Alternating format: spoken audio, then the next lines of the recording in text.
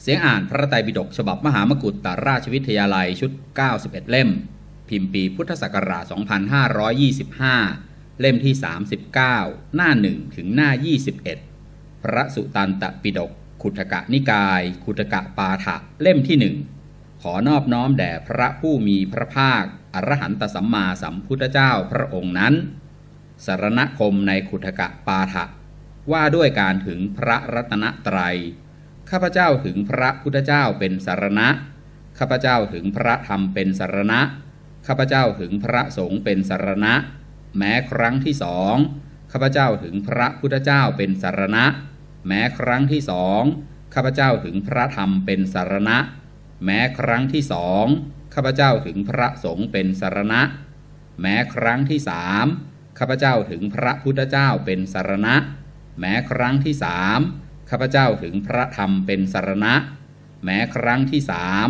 ข้าพเจ้าถึงพระสงฆ์เป็นสรณะจบสรณคมปรมัตถโชติกาอรรถกถาขุทกนิกายขุทกปาฐะ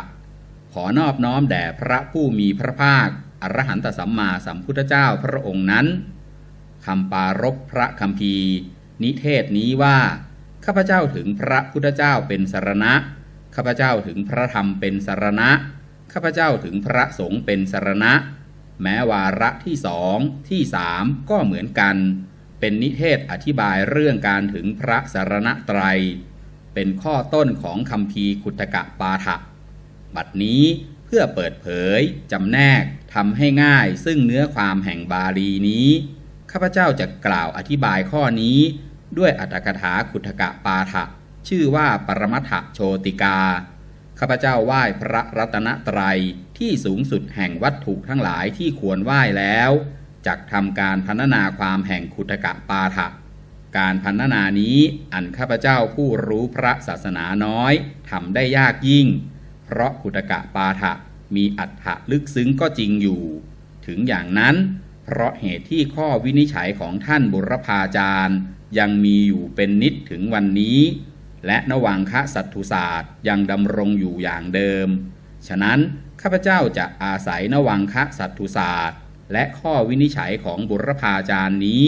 จึงปรารถนาจะพรรณนาความด้วยความเคารพอย่างมากในพระสัทธรรมไม่ได้ประสงค์จะยกตนข่มท่านขอท่านทั้งหลายจงตั้งใจสดับการพรรณนาความนั้นเทินการกำหนดขุทกปาฐะเพราะข้าพเจ้ากล่าวไว้ในคำปารภนั้นว่าจักทำการพรรณนาความแห่งขุทกปาฐะบางปาฐะข้าพเจ้าจำต้องกำหนดขุทกปาฐะทั้งหลายเสียก่อนแล้วจึงจักทำการพรรณนาความภายหลัง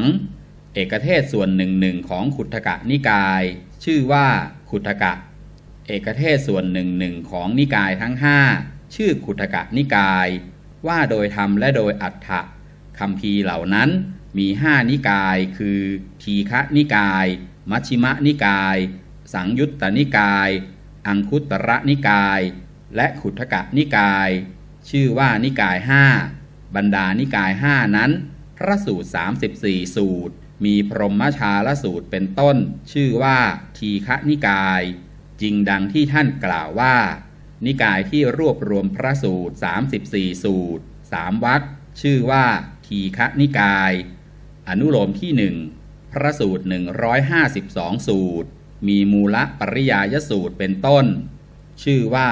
มัชฌิมนิกายพระสูตร 7,762 สูตรมีโอคะตรณสูตรเป็นต้นชื่อว่าสังยุตตนิกายพระสูตร 9,557 สูตรมีจิตตปริยาทานสูตรเป็นต้นชื่อว่าอังคุตตรนิกายขุทกปาฐะธรรมบทอุทานอิติวุตตกะสุตตนิบาตวิมานวัตถุเปตวัตถุเถระคาถาเถรีคาถาชาดกนิเทศปฏิสัมพิทา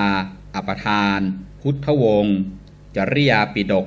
พระพุทธพจน์ที่เหลือเว้นวินัยปิฎกและอภิธรรมปิฎกหรือนิกาย4ชื่อว่าขุทกนิกายเหตุไรนิกายนี้ท่านจึงเรียกว่าขุทกนิกายเหตุเป็นที่รวมเป็นที่อยู่ของหมวดธรรมเล็กๆจำนวนมากจริงอยู่การรวมกันอยู่ท่านเรียกว่านิกาย ว่าโดยศาสนาและโดยโลกในข้อนี้มีสาธกเป็นต้นอย่างนี้คือดูก่อนภิกษุทั้งหลายเราตถาคตมองไม่เห็นหมู่สัตว์หมู่หนึ่งอื่นวิจิตรเหมือนอย่างหมู่สัตว์เดรัจฉานเลยหมู่กษัตริย์โปนิกะหมู่กษัตริย์จิกขัลลิกาเอกเทศส่วนหนึ่งของขุททกนิกายนั้นมีดังนี้หมวดธรรมเล็กๆที่นับเนื่องในพระสุตตันตปิฎกเหล่านี้มุ่งหมายที่จะเปิดเผยจำแนกทำให้ง่ายโดยอัฏฐะขุททกปาฐะ9ประเภทคือสรณสิกขาบททวัตติงสาการะกุมารปัญหาวงเล็บเปิดสามเณรปัญหาวงเล็บปิดมงคลสูตรรัตนสูตรติโรกุฏทสูตรนิธิกันทสูตรและเมตตสูตรเป็นข้อต้นของหมวดธรรมแม้เหล่านั้นโดยอาจารย์ต่อมายกขึ้นสู่ทางการบอกการสอนมิใช่โดยเป็นคำที่พระผู้มีพระภาคเจ้าตรัสไว้จริงอยู่คาถาเหล่านั้นพระผู้มีพระภาคเจ้าตรัสว่าอเนกชาติสังสารังสันทาวิสังอนิพพิสังขหการังขเวสันโตทุกขาชาติปุนับปุนังขหการกะทิฏโถสิปุณะเคหังนะกาหสิสัพพาเตมาสุกาภักคาตันหานังขยะมัชคาเราแสวงหาช่างผู้ทำเรือนคืออัตภาพเมื่อไม่พบได้ท่องเที่ยวไปแล้วสิ้นสงสารนับด้วยชาติมิใช่น้อยความเกิดบ่อยๆเป็นทุกข์ดูก่อนช่างผู้ทำเรือนคืออัตภาพ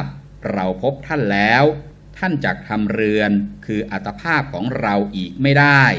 โครงบ้านของท่านทั้งหมดเราทำลายแล้ว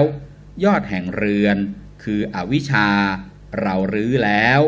จิตของเราถึงพระนิพพานแล้วเพราะเราได้บรรลุธรรมเป็นที่สิ้นตัณหาทั้งหลายแล้วชื่อว่าเป็นพระปฐมพุทธวจนะแม้ทั้งหมดโดยเป็นพระดำรัสที่พระผู้มีพระภาคเจ้าตรัสไว้ที่ชื่อว่าพระปฐมพุทธดำรัสนั้นก็โดยที่ตรัสทางพระมนัสมิใช่ทรงเปล่งพระวาจาตรัสส่วนพระคาถามีว่ายะธาหเวปาตุภวันติธรรมาอาตาปิโนชายโตพรามนัสสะอัฏฐสสะกังขาวปยันติสัพพายโตปชานาติสเหตุธรรมังเมื่อใดธรรมทั้งหลายปรากฏแก่พราหมณ์ผู้มีเพียรเพ่งอยู่เมื่อนั้นความสงสัยทั้งปวงของพราหมณ์นั้นย่อมสิ้นไปเพราะมารู้ชัดธรรมพร้อมทั้งเหตุชื่อว่าเป็นพระปฐมพุทธดำรัสโดยที่เป็นพระดำรัสที่พระผู้มีพระภาคเจ้าเปล่งพระวาจาตรัสเพราะฉะนั้นขุทกปาฐะ9ประเภทนี้ใดชื่อว่าเป็นข้อต้นของหมวดธรรมเล็กๆเหล่านั้นเราจะเริ่มพรรณนาความแห่งขุทกปาฐะนั้นตั้งแต่ต้นไปนิทานโสทนะการชำระคำเริ่มต้นวาจานี้ว่าพุทธังสรณังคัจฉามิธัมมังสรณังคัจฉามิสังฆังสรณังคัจฉามิเป็นข้อต้นของคำเริ่มต้นนั้นหัวข้อพรรณนาความของคำเริ่มต้นนั้นมีดังนี้พระสรณไตรัยใครกล่าวที่ไหนกล่าวเมื่อใดกล่าวเพราะเหตุไรอันหนึ่งที่มิได้ตรัสไว้มาแต่แรกเพราะเหตุไรในที่นี้จึงว่าตรัสไว้เป็นข้อแรกจำต้องชำระคำเริ่มต้นต่อจากนั้นไปในคำเริ่มต้นก็จะชี้แจงเรื่องพระพุทธเรื่องการถึงสรณะและเรื่องบุคคลผู้ถึงสรณะจะแสดงการขาดการไม่ขาดแห่งสรณคมทั้งผลทั้งสรณะที่ควรถึงแม้ในสองสรณะมีธัมมังสรณังเป็นต้นก็รู้กันแล้วว่ามีนัยยะอย่างนี้จะอธิบายเหตุในการกำหนดโดยลำดับและจะประกาศสรณไตรัยนั้นด้วยข้ออุปมาทั้งหลายบรรดาคาถาเหล่านั้นคาถาแรกก่อนอื่นมีปัญหา5ข้อคือ 1. พระสรณไตรัยนี้ใครกล่าว 2. กล่าวที่ไหน 3. กล่าวเมื่อไร 4. กล่าวเพราะเหตุไร 5. อันหนึ่งที่พระตถาคตมิได้ตรัสไว้มาแต่แรก เพราะเหตุไรในที่นี้จึงตรัสไว้เป็นข้อแรกจะวิสัชนาปัญหาทั้ง5ข้อนั้นปัญหาว่าใครกล่าววิสัชนาว่าพระผู้มีพระภาคเจ้าตรัสไม่ใช่พระสาวกไม่ใช่เหล่าฤาษีไม่ใช่เทวดากล่าวปัญหาว่ากล่าวที่ไหนวิสัชนาว่าที่อิสิปตนะมิคทายวันกรุงพาราณสีปัญหาว่ากล่าวเมื่อไรวิสัชนาว่าเมื่อท่านพระยศบรรลุพระอรหันต์พร้อมกับสหายทั้งหลายเมื่อพระอรหันต์61 องค์กระทำการแสดงธรรมในโลกเพื่อประโยชน์สุขแก่ชนจำนวนมากปัญหาว่ากล่าวเพราะเหตุไรวิสัชนาว่าเพื่อบรรพชาและเพื่ออุปสมบทอย่างที่พระผู้มีพระภาคเจ้าตรัสไว้ว่าดูก่อนภิกษุทั้งหลายก็แลอุปสัมปทาเปกขะอันภิกษุพึงให้บรรพชาอุปสมบทอย่างนี้ข้อแรกให้ปลงผมและหนวดให้ครองผ้ากาสายะให้ทำผ้าห่มเฉวียงบ่าให้ไหว้เท้าภิกษุทั้งหลายให้นั่งกระโยงให้ประคองอัญชลีวงเล็บเปิดประนมมือวงเล็บปิดพึงสอนให้ว่าตามอย่างนี้ว่าพุทธังสรณังคัจฉามิธัมมังสรณังคัจฉามิสังฆังสรณังคัจฉามิปัญหาว่าเพราะเหตุไรในที่นี้จึงตรัสเป็นข้อแรกวิสัชนาว่าเพราะเหตุที่เทวดาและมนุษย์พากันเข้าสู่พระศาสนาด้วยเป็นอุบาสกบ้างเป็นบรรพชิตบ้างด้วยทางนี้ฉะนั้นจึงควรรู้ว่านวังคะสัตตุศาสตร์นี้ท่านบุรพาจารย์ทั้งหลายรวบรวมไว้ด้วยปิฎกทั้ง3ยกขึ้นสู่ทางการบอกการสอนจึงตรัสเป็นข้อแรกในขุทกปาฐะนี้เพราะเป็นทางเข้าสู่พระศาสนา 1. พรรณนาพระสรณไตรัยการชี้แจงเรื่องพระพุทธะบัดนี้คำใดข้าพเจ้ากล่าวไว้ว่าจะชี้แจงเรื่องพระพุทธะเรื่องการถึงสรณะและเรื่องบุคคลผู้ถึงสรณะในคำนั้นสัตว์พิเศษชื่อว่าพุทธะเพราะบัญญัติอาศัยขันธสันดานที่ถูกอบรมด้วยการบรรลุอนุตตรวิโมกข์ซึ่งเป็นนิมิตแห่งพระญาณอันอะไรขัดขวางมิได้หรือเพราะบัญญัติอาศัยการตรัสรู้เองยิ่งซึ่งสัจจะอันเป็นประทัดฐานแห่งพระสัพพัญญุตญาณเหมือนอย่างที่ท่านกล่าวไว้ว่าพระผู้มีพระภาคเจ้าพระองค์นั้นใดเป็นพระสยามภูเป็นเองไม่มีอาจารย์ตรัสรู้ยิ่งพร้อมด้วยพระองค์เองซึ่งสัจจะทั้งหลายในธรรมทั้งหลายที่มิได้ทรงฟังมาก่อนทรงบรรลุพระสัพพัญญุตญาณในธรรมเหล่านั้นและความเป็นผู้เชี่ยวชาญในพละทั้งหลายพระผู้มีพระภาคเจ้าพระองค์นั้นชื่อว่าพุทธะการชี้แจงเรื่องพระพุทธะโดยอรรถะเท่านี้ก่อนแต่เมื่อว่าโดยพยัญชนะพึงทราบโดยนัยยะเป็นต้นอย่างนี้ว่าชื่อว่าพุทธะเพราะทรงเป็นผู้ตรัสรู้ชื่อว่าพุทธะเพราะทรงเป็นผู้ปลุกให้ตื่นสมจริงดังที่ท่านกล่าวไว้ว่าในบทว่าพุทโธชื่อว่าพุทธะเพราะอรรถะว่าอะไรชื่อว่าพุทธะเพราะอรรถะว่าตรัสรู้สัจจะทั้งหลายชื่อว่าพุทธะเพราะอรรถะว่าทรงปลุกหมู่สัตว์ให้ตื่น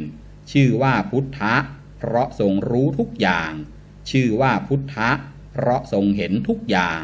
ชื่อว่าพุทธะเพราะตรัสรู้เองไม่ใช่ผู้อื่นทำให้รู้ชื่อว่าพุทธะเพราะบานแล้วชื่อว่าพุทธะเพราะนับกันว่าเป็นผู้สิ้นกิเลสแล้วชื่อว่าพุทธะเพราะนับกันว่าเป็นผู้ไม่มีอุปกิเลสชื่อว่าพุทธะเพราะอรรถะว่าสิ้นราคะสิ้นเชิงชื่อว่าพุทธะเพราะอรรถะว่าสิ้นโทสะสิ้นเชิงชื่อว่าพุทธะเพราะอรรถะว่าสิ้นโมหะสิ้นเชิงชื่อว่าพุทธะเพราะอรรถะว่าไร้กิเลสสิ้นเชิงชื่อว่าพุทธะเพราะอรรถะว่าทรงดำเนินเอกายนมรรคชื่อว่าพุทธะเพราะอรรถะว่าตรัสรู้ยิ่งเองซึ่งพระอนุตตรสัมมาสัมโพธิ ลำพังพระองค์เดียว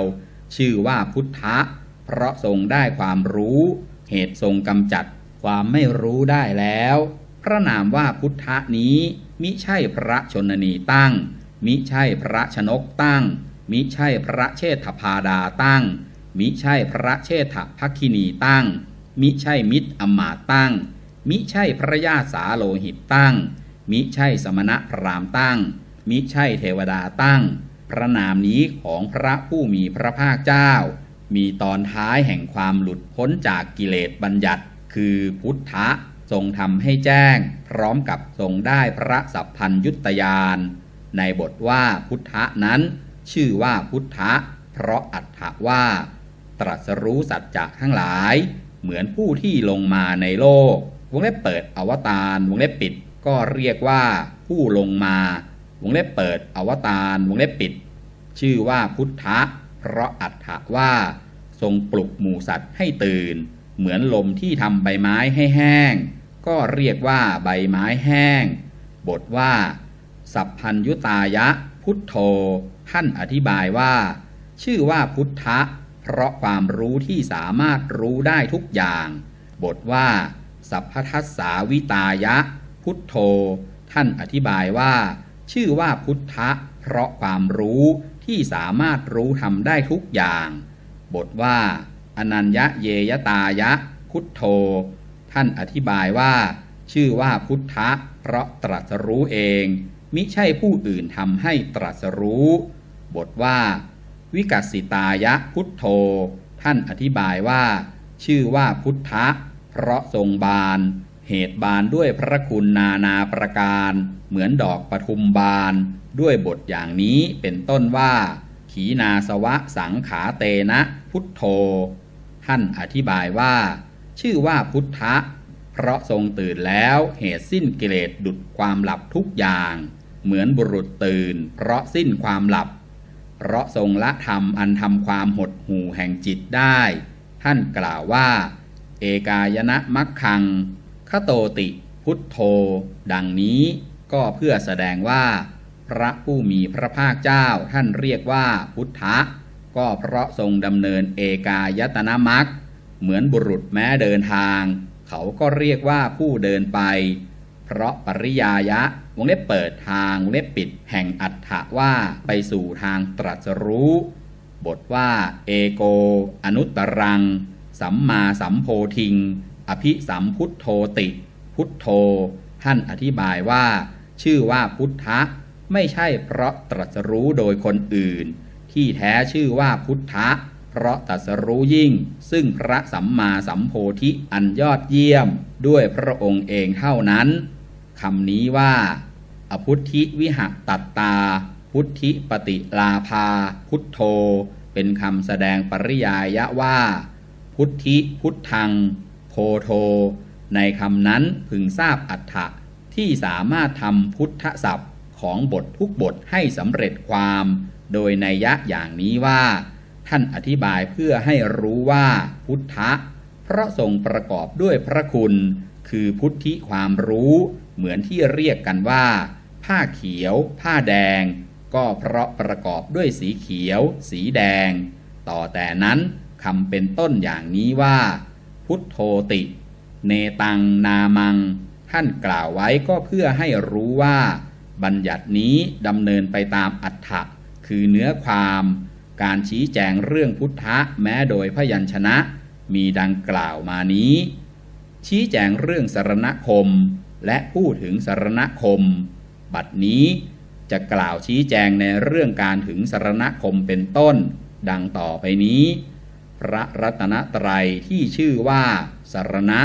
เพราะกำจัดอธิบายว่าบีบทำลายนำออกดับภัยคือความกลัวความหวาดสะดุ้งทุกขติความเศร้าหมองด้วยการถึงสรณะนั้นนั่นแลของคนทั้งหลายที่ถึงสรณคมอีกนัยยะหนึ่งพระพุทธเจ้าชื่อว่าสรณะเพราะกำจัดภัยของสัตว์ทั้งหลายด้วยการให้เข้าถึงสิ่งที่เป็นประโยชน์และนำออกจากสิ่งที่ไม่เป็นประโยชน์พระธรรมชื่อว่าสรณะเพราะให้สัตว์ข้ามพ้นกันดารคือภพ และให้ความโปร่งใจพระสงฆ์ชื่อว่าสรณะเพราะกระทำสักการะแม้เล็กน้อยให้กลับได้ผลอันไพบูรณ์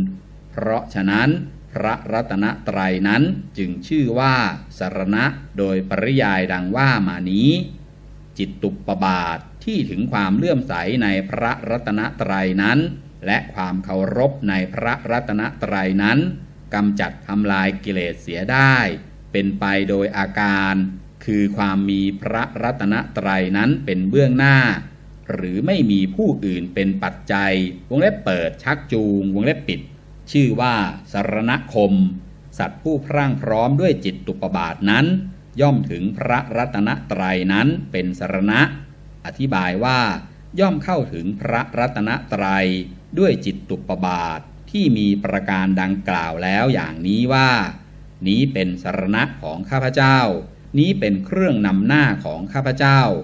ก็บุคคลเมื่อจะเข้าถึงย่อมเข้าถึงด้วยวิธีสมาทานเหมือนอย่างนายพาณิชย์2 คนชื่อว่าตปุตสะและพัลลิกะเป็นต้นว่าข้าแต่พระองค์ผู้เจริญข้าพระองค์ทั้งสองนั้นขอถึงพระผู้มีพระภาคเจ้าและพระธรรมเป็นสรณะขอพระผู้มีพระภาคเจ้าโปรดทรงจำข้าพระองค์ทั้งสองว่าเป็นอุบาสกดังนี้ก็ได้เข้าถึงโดยวิธียอมเป็นศิษย์เหมือนอย่างท่านพระมหากัสสปะเป็นต้นว่าข้าแต่พระองค์ผู้เจริญพระผู้มีพระภาคเจ้าทรงเป็นศาสดาของข้าพระองค์ข้าพระองค์เป็นสาวกดังนี้ก็ได้เข้าถึงด้วยวิธีทุ่มตัวไปในพระรัตนตรัยนั้นเหมือนอย่างพรหมยุพราหมณ์เป็นต้นความบาลีว่าเมื่อพระผู้มีพระภาคเจ้าตรัสอย่างนี้พรหมยุพราหมณ์ก็ลุกจากอาสนะกระทำผ้าห่มเฉวียงบ่าประนมมือไปทางพระผู้มีพระภาคเจ้าประทับอยู่เปล่งอุทาน3 ครั้งว่านะโมตัสสะภะคะวะโตอะระหะโตสัมมาสัมพุทธัสสะนะโมตัสสะภะคะวะโตอะระหะโตสัมมาสัมพุทธัสสะนะโมตัสสะภะคะวะโตอะระหะโตสัมมาสัมพุทธัสสะดังนี้ก็ได้เข้าถึงโดยวิธีมอบตนเช่นโยคีบุคคลผู้ขวนขวายในกรรมฐานก็ได้เข้าถึงโดยวิสัยและโดยกิจหลายวิธีเช่นด้วยวิธีกำจัดอุปกิเลสด้วยการถึงสรณคมเหมือนอย่างพระอริยบุคคลทั้งหลายก็ได้ชี้แจงเรื่องการถึงสรณคมและเรื่องบุคคลผู้เข้าถึงสรณคม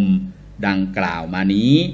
แสดงสรณคมขาดไม่ขาดและผลบัดนี้จะแสดงสรณคมขาดเป็นต้นที่ข้าพเจ้ากล่าวไว้ว่าจะแสดงสรณคมขาดและไม่ขาดทั้งผลทั้งสรณะที่ควรถึงดังต่อไปนี้การขาดสรณคมของบุคคลผู้ถึงสรณคมอย่างนี้มี2 อย่างคือมีโทษและไม่มีโทษการขาดสรณคมเพราะการตายชื่อว่าไม่มีโทษการขาดสรณคมเพราะหันไปนับถือศาสดาอื่นและประพฤติผิดในพระศาสดานั้นชื่อว่ามีโทษการขาดแม้ทั้งสองนั้นย่อมมีแก่พวกปุถุชนเหล่านั้นสรณะของปุถุชนเหล่านั้นย่อมชื่อว่าเศร้าหมองเพราะประพฤติไปด้วยความไม่รู้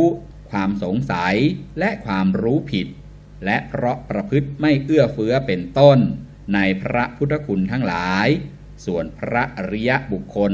หามีสรณะที่ขาดไม่และหามีสรณะเศร้าหมองไม่เหมือนอย่างที่ตรัสไว้ว่าดูก่อนภิกษุทั้งหลายข้อที่บุคคลพูดถึงพร้อมด้วยทิฏฐิวงเล็บเปิดสัมมาทิฏฐิจะพึงนับถือศาสดาอื่นมิใช่ฐานะมิใช่โอกาสส่วนพวกปุถุชนยังไม่ถึงการขาดสรณะตราบใดตราบนั้นก็ยังชื่อว่าเป็นผู้มีสรณะไม่ขาดการขาดสรณะของปุถุชนเหล่านั้นย่อมมีโทษมีความเศร้าหมอง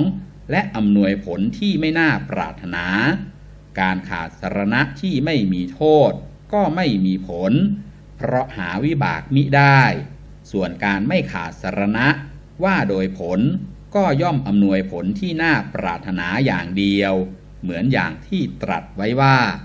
ชนเหล่าใดเหล่าหนึ่งถึงพระพุทธเจ้าเป็นสรณะชนเหล่านั้นละกายมนุษย์ไปแล้วก็จักไม่เข้าถึงอบายภูมิจักทำหมู่เทพให้บริบูรณ์ดังนี้ก็ในข้อนั้นพึงทราบอธิบายแห่งคาถาอย่างนี้ว่าชนเหล่าใดถึงสรณะด้วยการตัดอุปกิเลสได้ขาดด้วยสรณคมชนเหล่านั้นจักไม่ไปอบายส่วนชนนอกนั้นจักไม่ไปอบายก็ด้วยการถึงสรณะแสดงสรณะขาดไม่ขาดและผลเพียงเท่านี้ก่อนแสดงสรณะที่ควรถึงในการแสดงสรณะที่ควรถึงผู้ทักท้วงกล่าวว่าในคำนี้ว่าข้าพเจ้าถึงพระพุทธเจ้าเป็นสรณะผู้ใดถึงพระพุทธเจ้าเป็นสรณะผู้นั้นจะพึงถึงพระพุทธเจ้าหรือสรณะแม้ทั้งสองคำการกล่าวแต่คำเดียวก็ไร้ประโยชน์เพราะเหตุไรเพราะมีแต่กิริยาคือการถึงไม่มีสองกรรมความจริงนักคิดทางอักษรศาสตร์ไม่ประสงค์กรรมสองกรรมในข้อนี้เหมือนในคำว่าอชังคามังเนติเป็นต้นฉะนั้นถ้าผู้ทักท้วงกล่าวว่าการกล่าวแม้คำทั้งสองมีแค่ประโยชน์อย่างเดียวเหมือนในคำว่าคัจฉเตวะปุพพังทิสังคัจฉติปัจฉิมังทิสัง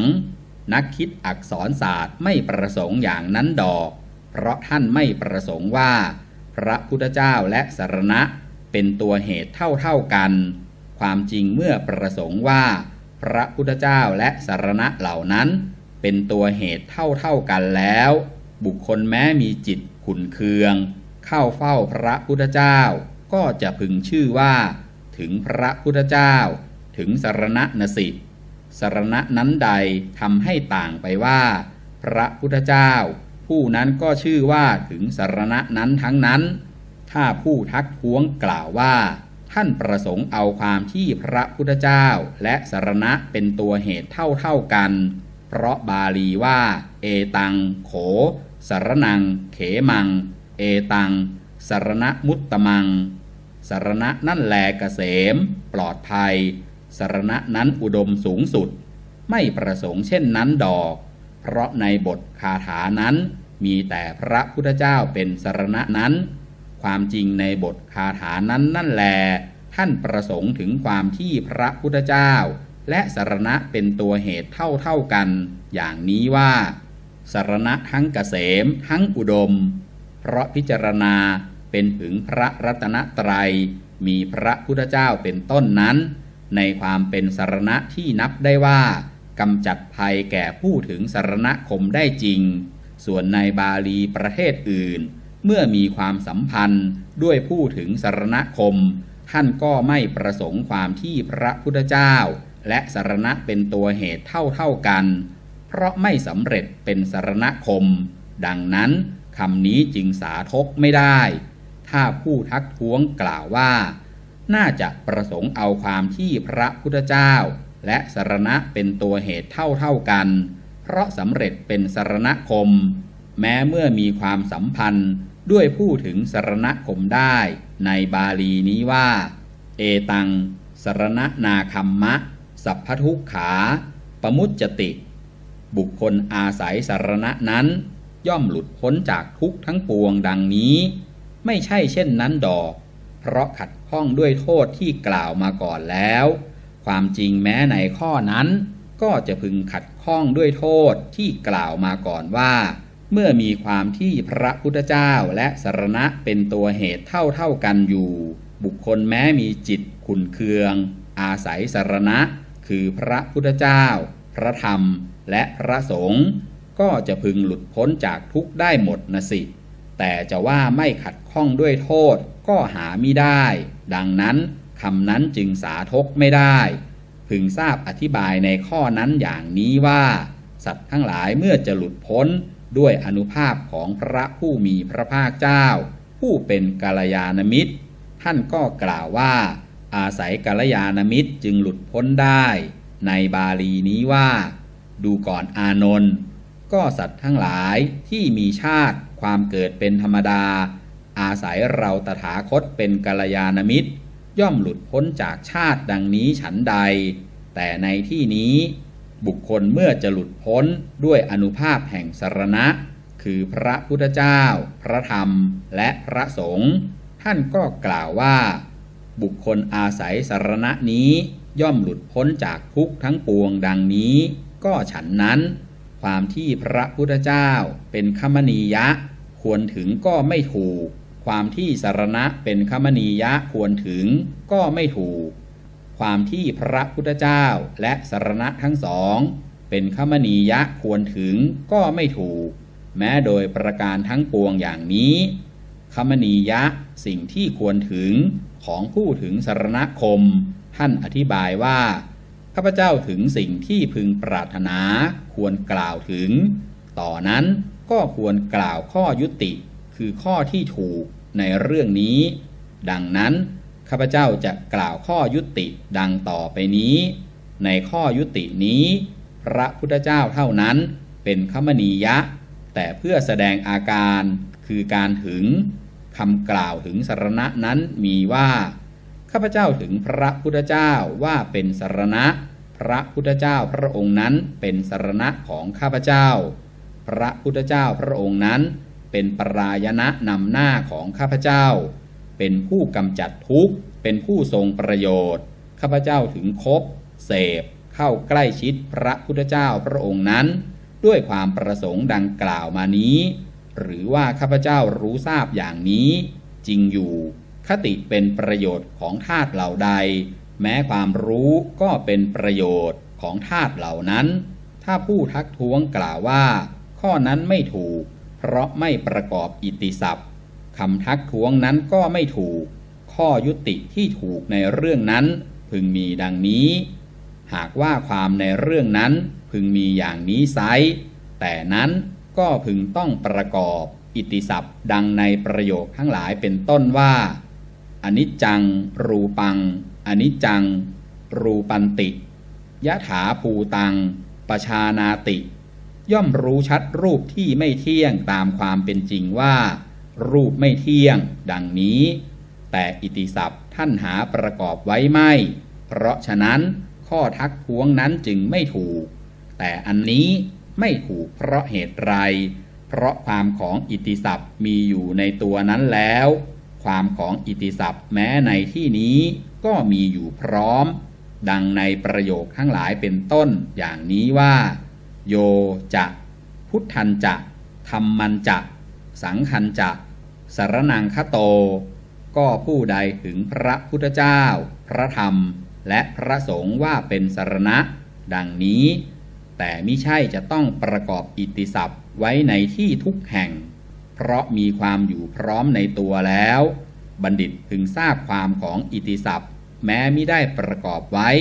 เหมือนดังประกอบไว้ในที่นั้นทั้งในที่อื่นซึ่งมีกำเนิดอย่างนี้เพราะฉะนั้นอิตติศัพท์จึงไม่มีโทษวงเล็บเปิดไม่ผิดวงเล็บปิดถ้าผู้ทักท้วงกล่าวว่าคำใดที่ท่านกล่าวไว้ว่าก็เพื่อแสดงอาการ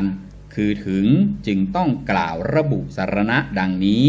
คำนั้นก็ไม่ถูกเพราะสรณะเท่านั้นเป็นคมนียะสิ่งที่ควรถึงได้ในบาลีเป็นต้นว่าดูก่อนภิกษุทั้งหลายเราตถาคตอนุญาตการบรรพชา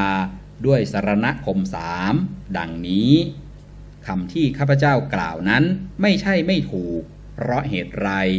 เพราะคำนั้นมีความอยู่พร้อมในตัวความจริงของอิตติศัพท์นั้นก็มีอยู่พร้อมในคำแม้นั้นเองเพราะเหตุที่แม้ไม่ประกอบอิตติศัพท์ไว้เช่นคำก่อนก็พึงเห็นเหมือนดังประกอบอิตติศัพท์ไว้นอกจากนี้ก็พึงขัดข้องด้วยโทษที่กล่าวมาก่อนนั่นแหละเพราะฉะนั้นพึงถือเอาตามที่ท่านสอนไว้เท่านั้นแสดงสิ่งที่ควรถึงดังกล่าวมาฉะนี้ชี้แจงสรณะคือพระธรรมและพระสงฆ์บัดนี้จะกล่าวอธิบายต่อไปในคำที่ข้าพเจ้ากล่าวไว้ว่าแม้ในสรณะทั้งสองมีว่าธัมมังสรณังเป็นต้นก็รู้กันแล้วว่ามีนัยยะอย่างนี้เหมือนกัน นัยยะแห่งการพรรณนาความนี้ใดข้าพเจ้ากล่าวไว้ในคำนี้ว่าพุทธังสรณังคัจฉามิก็พึงทราบนัยยะแห่งการพรรณนาความนั้นในสองบทนี้ว่าธัมมังสรณังคัจฉามิสังฆังสรณังคัจฉามิจริงอยู่ในข้อแม้นั้นว่าโดยอรรถะและพยัญชนะของพระธรรมและพระสงฆ์ก็มีเพียงการชี้แจงเท่านั้นที่ไม่เหมือนกันนอกนั้นก็เหมือนกันกับที่กล่าวมาแล้วทั้งนั้นเพราะจะกล่าวอธิบายเฉพาะที่ไม่เหมือนกันในพระธรรมและพระสงฆ์นี้ดังนี้อาจารย์พวกหนึ่งกล่าวว่ามรรคผลนิพพานชื่อว่าพระธรรมขันติความชอบใจหรือมติของพวกเราว่ามรรคและวิราคะเท่านั้นชื่อว่าพระธรรมในอัฏฐานี้เพราะทรงผู้เจริญมรรคผลและผู้ทำให้แจ้งพระนิพพานแล้วโดยไม่ให้ตกไปในอบายทั้งหลายและทำให้โปร่งใจอย่างยิ่งขอยกอักคัปปสาทสูตรนั้นแลเป็นข้อสาธกสมจริงดังที่พระผู้มีพระภาคเจ้าตรัสไว้ในอักคัปปสาทสูตรนั้นเป็นต้นอย่างนี้ว่าดูก่อนภิกษุทั้งหลายสังคตธรรมนี้เพียงใดอริยมรรคประกอบด้วยองค์8ท่านกล่าวว่าเป็นยอดของสังคตธรรมเหล่านั้นกลุ่มของบุคคลทั้งหลายผู้พรั่งพร้อมด้วยอริยมรรค4อย่างและผู้มีขันธสันดานอบรมยิ่งด้วยสามัญญผล4ชื่อว่าพระสงฆ์เพราะรวมตัวกันด้วยการรวมทิฏฐิและศีลสมจริงดังที่พระผู้มีพระภาคเจ้าตรัสไว้ดังนี้ว่าดูก่อนอานนท์เธอจะสำคัญข้อนั้นเป็นไฉนทำเหล่าใดที่เราแสดงเพื่อรู้ยิ่งสำหรับเธอทั้งหลายคือสติปัฏฐาน4สัมมัปปทาน4อิทธิบาท4อินทรีย์5พละ5โพชฌงค์7อริยมรรคมีองค์8อานนท์เธอจะไม่เห็นภิกษุแม้2 รูปมีวาทะต่างกันในธรรมเหล่านี้เลยจริงอยู่พระสงฆ์โดยปรมัตถ์นี้อันบุคคลพึงถึงว่าเป็นสรณะในพระสูตรที่พระผู้มีพระภาคเจ้าตรัสไว้ว่าพระสงฆ์สาวกของพระผู้มีพระภาคเจ้าเป็นผู้ควรของคำนับควรของต้อนรับควรของทำบุญควรทำอัญชลียกมือไหว้เป็นนาบุญของโลกยอดเยี่ยมสรณคมของผู้ถึงสรณะนั้นย่อมไม่ขาดไม่เศร้าหมองด้วยการทำการไหว้เป็นต้นในภิกษุสงฆ์หรือภิกษุณีสงฆ์แม้หมู่อื่นหรือพระสงฆ์มีพระพุทธเจ้าเป็นประมุขหรือสมมุติสงฆ์ต่างโดยสงฆ์จตุวรรคเป็นต้นหรือแม้ในบุคคลคนหนึ่งซึ่งบวชเจาะจงพระผู้มีพระภาคเจ้าความต่างกันในสังฆสรณะที่มีเท่านี้ส่วนวิธีการขาดและไม่ขาดเป็นต้นแห่งสรณคมนี้และที่สองนอกเหนือจากที่กล่าวแล้วพึงทราบตามนัยยะที่กล่าวมาก่อนแล้วการพรรณนาความข้อนี้ว่าแม้ใน2 สรณะว่าธัมมังสรณังเป็นต้นก็รู้กันแล้วว่านัยยะนี้เหมือนกันมีเท่านี้ก่อนอธิบายเหตุในการกำหนดตามลำดับในคำนี้ว่าจะอธิบายเหตุในการกำหนดตามลำดับบัดนี้จะอธิบายเหตุในการกำหนดตามลำดับอย่างนี้ว่าในคำถึงสรณะทั้ง3นั้นท่านประกาศพระพุทธเจ้าอันดับแรกเพราะเป็นผู้เลิศแห่งสัตว์ทั้งปวงประกาศพระธรรมอันดับต่อมาเพราะเป็นแดนเกิดของพระพุทธเจ้านั้นและเพราะเป็นธรรมที่พระพุทธเจ้านั้นทรงนำออกสั่งสอนแล้วประกาศพระสงฆ์อันดับสุดท้ายเพราะเป็นผู้ทรงไว้ซึ่งพระธรรมนั้นและเพราะซ่องเสพพระธรรมนั้นอีกนัยยะหนึ่งท่านประกาศพระพุทธเจ้าอันดับแรกเพราะทรงประกอบสัตว์ทั้งปวงไว้ในหิตตประโยชน์ประกาศพระธรรมอันดับต่อมาเพราะเป็นแดนเกิดแห่งพระพุทธเจ้านั้นและเพราะเป็นธรรมเป็นหิตตประโยชน์แก่สัตว์ทั้งปวงประกาศพระสงฆ์อันดับสุดท้ายเพราะพระสงฆ์เป็นผู้ปฏิบัติเพื่อบรรลุหิตตประโยชน์และมีหิตตประโยชน์อันบรรลุแล้วกำหนดโดยความเป็นสรณะ ประกาศด้วยข้ออุปมาบัดนี้จะกล่าวอธิบายคำที่ว่าจะประกาศพระสรณไตรัยนั้นด้วยข้ออุปมาทั้งหลายก็ในคำนั้นพระพุทธเจ้าเปรียบเหมือนพระจันทร์เพ็ญพระธรรมเปรียบเหมือนกลุ่มรัศมีของพระจันทร์พระสงฆ์เปรียบเหมือนโลกที่เอิบอิ่มด้วยรัศมีของพระจันทร์เพ็ญที่ทำให้เกิดขึ้นพระพุทธเจ้าเปรียบเหมือนดวงอาทิตย์ทอแสงอ่อนๆพระธรรมดังกล่าวเปรียบเหมือนข่ายรัศมีของดวงอาทิตย์นั้นพระสงฆ์เปรียบเหมือนโลกที่ดวงอาทิตย์นั้นกำจัดมืดแล้วพระพุทธเจ้าเปรียบเหมือนคนเผาป่าพระธรรมเครื่องเผาป่าคือกิเลสเปรียบเหมือนไฟเผาป่าพระสงฆ์ที่เป็นบุญญเขตเพราะเผากิเลสได้แล้วเปรียบเหมือนภูมิภาคที่เป็นเขตนาเพราะเผาป่าเสียแล้วพระพุทธเจ้าเปรียบเหมือนเมฆฝนใหญ่พระธรรมเปรียบเหมือนน้ำฝนพระสงฆ์ผู้ระงับละอองกิเลสเปรียบเหมือนชนบทที่ระงับละอองฝุ่นเพราะฝนตกพระพุทธเจ้าเปรียบเหมือนสารถีที่ดีพระธรรมเปรียบเหมือนอุบายฝึกม้าอาชาในพระสงฆ์เปรียบเหมือนฝูงม้าอาชาในที่ฝึกมาดีแล้วพระพุทธเจ้าเปรียบเหมือนศัลยแพทย์วงเล็บเปิดหมอผ่าตัดวงเล็บปิดเพราะทรงถอนลูกศรคือทิฏฐิได้หมดพระธรรมเปรียบเหมือนอุบายที่ถอนลูกศรออกได้พระสงฆ์คือผู้ถอนลูกศรคือทิฏฐิออกแล้วเปรียบเหมือนชนที่ถูกถอนลูกศรออกแล้วอีกนัยยะหนึ่งพระพุทธเจ้าเปรียบเหมือนจักษุแพทย์เพราะทรงลอกพื้นชั้นโมหะออกได้แล้วพระธรรมเปรียบเหมือนอุบายเครื่องลอกพื้นวงเล็บเปิดตาวงเล็บปิดพระสงฆ์ผู้มีพื้นตาอันลอกแล้วผู้มีดวงตาคือญาณอันสดใสเปรียบเหมือนชนที่ลอกพื้นตาแล้วมีดวงตาสดใสอีกนัยยะหนึ่งพระพุทธเจ้าเปรียบเหมือนแพทย์ผู้ฉลาดเพราะทรงสามารถกำจัดพยาธิคือกิเลสพร้อมทั้งอนุสัยออกได้พระธรรมเปรียบเหมือนเภสัชยาที่ทรงปรุงถูกต้องแล้วพระสงฆ์ผู้มีพยาธิคือกิเลสและอนุสัยอันระงับแล้วเปรียบเหมือนหมู่ชนที่พยาธิระงับแล้วเพราะประกอบยาอีกนัยยะหนึ่งพระพุทธเจ้าเปรียบเหมือนผู้ชี้ทางพระธรรมเปรียบเหมือนทางดีหรือพื้นที่ที่ปลอดภัยพระสงฆ์เปรียบเหมือนผู้เดินทางถึงที่ที่ปลอดภัยพระพุทธเจ้าเปรียบเหมือนนายเรือที่ดีพระธรรมเปรียบเหมือนเรือพระสงฆ์เปรียบเหมือนชนผู้เดินทางถึงฝั่งพระพุทธเจ้าเปรียบเหมือนป่าหิมพานต์พระธรรมเปรียบเหมือนโอสถยาที่เกิดแต่ป่าหิมพานต์นั้นพระสงฆ์เปรียบเหมือนชนผู้ไม่มีโรคเพราะใช้ยาพระพุทธเจ้าเปรียบเหมือนผู้ประทานทรัพย์พระธรรมเปรียบเหมือนทรัพย์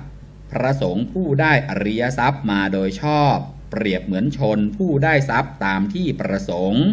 พระพุทธเจ้าเปรียบเหมือนผู้ชี้ขุมทรัพย์พระธรรมเปรียบเหมือนขุมทรัพย์พระสงฆ์เปรียบเหมือนชนผู้ได้ขุมทรัพย์อีกนัยยะหนึ่ง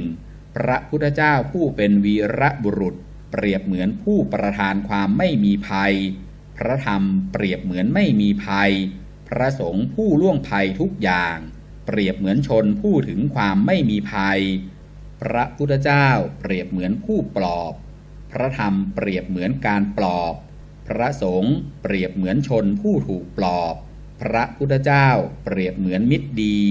พระธรรมเปรียบเหมือนคำสอนที่เป็นหิตตประโยชน์พระสงฆ์เปรียบเหมือนชนผู้ประสบประโยชน์ตนเพราะประกอบหิตตประโยชน์พระพุทธเจ้าเปรียบเหมือนบ่อเกิดทรัพย์พระธรรมเปรียบเหมือนทรัพย์ที่เป็นสาระพระสงฆ์เปรียบเหมือนชนผู้ใช้ทรัพย์ที่เป็นสาระพระพุทธเจ้าเปรียบเหมือนผู้ทรงสงสนานพระราชกุมารพระธรรมเปรียบเหมือนน้ำที่สนานตลอดพระเศียรพระสงฆ์ผู้สงสนานดีแล้วด้วยน้ำคือพระสัทธรรมเปรียบเหมือนหมู่พระราชกุมารที่สงสนานดีแล้วพระพุทธเจ้าเปรียบเหมือนช่างผู้ทำเครื่องประดับพระธรรมเปรียบเหมือนเครื่องประดับพระสงฆ์ ผู้ประดับด้วยพระสัทธรรมเปรียบเหมือนหมู่พระราชโอรสที่ทรงประดับแล้วพระพุทธเจ้าเปรียบเหมือนต้นจันทร์พระธรรมเปรียบเหมือนกลิ่นอันเกิดแต่ต้นจันทร์นั้นพระสงฆ์ผู้ระงับความเร่าร้อนได้สิ้นเชิงเพราะอุปโภคใช้พระสัทธรรมเปรียบเหมือนชนผู้ระงับความร้อนเพราะใช้จันทร์พระพุทธเจ้าเปรียบเหมือนบิดามอบมฤดกโดยธรรมพระธรรมเปรียบเหมือนมฤดกพระสงฆ์ผู้สืบมฤดกคือพระสัทธรรมเปรียบเหมือนพวกบุตรผู้สืบมฤดกพระพุทธเจ้าเปรียบเหมือนดอกปทุมที่บานพระธรรมเปรียบเหมือนน้ำอ้อยที่เกิดจากดอกปทุมที่บานนั้นพระสงฆ์เปรียบเหมือนหมู่พมรที่ดูดกินน้ำอ้อยนั้นพึงประกาศพระสรณไตรัยนั้นด้วยข้ออุปมาทั้งหลายดังกล่าวมาฉะนี้มาติกาหัวข้อของกถาพรรณนาความที่ยกตั้งไว้ในเบื้องต้นด้วยสี่คาถาว่าพระสรณไตรัยใครกล่าวกล่าวที่ไหนกล่าวเมื่อไรกล่าวเพราะเหตุไรเป็นต้นก็เป็นอันประกาศแล้วโดยอรรถะด้วยกถามีประมาณเพียงเท่านี้แลจบกถาพรรณนาพระสรณไตรัยอรรถกถาขุททกปาฐะชื่อปรมัตถโชติกา